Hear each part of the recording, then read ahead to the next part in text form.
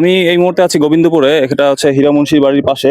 এখানে একটি ডোবায় যে গত 2 দিন আগে যেই নিখোঁজ গৃহবধূ আমরা বিভিন্ন পত্রপত্রিকায় নিউজ করেছিলাম, সেখানে তাকে খোঁজা হচ্ছিল, তদন্ত চলছিল যে আসলে সে কোথায় নিখোঁজ হয়েছে। তো এই মুহূর্তে তাকে কিন্তু এই ডোবার মধ্যে উদ্ধার করা হয়েছে এবং বিস্তারিত জানার জন্য আপনার সাথে থাকুন। আমরা ভেতরে বাকি অংশে তাদের আত্মীয় স্বজন এবং হাজবেন্ডের কাছে বিস্তারিত জানার জন্য আমরা এই মুহূর্তে যাচ্ছি। রবিবার সকাল 9টা থেকে পৌঁছাইতেছে না, 3টা দিন হয়ে গেল আমার মায়ের আমরা পাইলাম না, কোনো কিছুতেই পেলাম না। কত জায়গায় ছবি টবি কত কিছু দিয়া দিছি কিন্তু পাই নাই। কে ঘটনা হয়েছে আজ 3 দিন হলো, ওই রবিবারে আর কি সকাল 9টার সময় এই বাড়ি থেকে বের হয়ে গেছে। বেরিয়ে যাওয়ার পরে এই 9টার পরে আর আসে নাই বাড়িতে। তখন আমি গেছি কাজে থেকে আসছি 1:30টার সময়। আইসে দেখি ঘর তালা।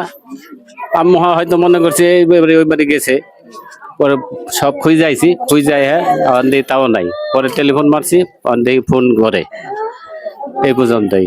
পরে সব লোকের আমি ডাকছি, দেখেন তো আমার বৌদি গো কাকি গো ডাকছি, পরে খোঁজাখুঁজি করলাম আর। নিখোঁজের বিষয়টি কিন্তু আমরা স্থানীয় পত্রিকাগুলোতে আমরা দিয়েছিলাম যে তিনি নিখোঁজ হয়েছেন। তো আজকে তার এই কখন এটি উদ্ঘাটন হলো লাশটা? এই যে একটু আগে, আধা ঘন্টা আগে ওখানে দেখা গেছে।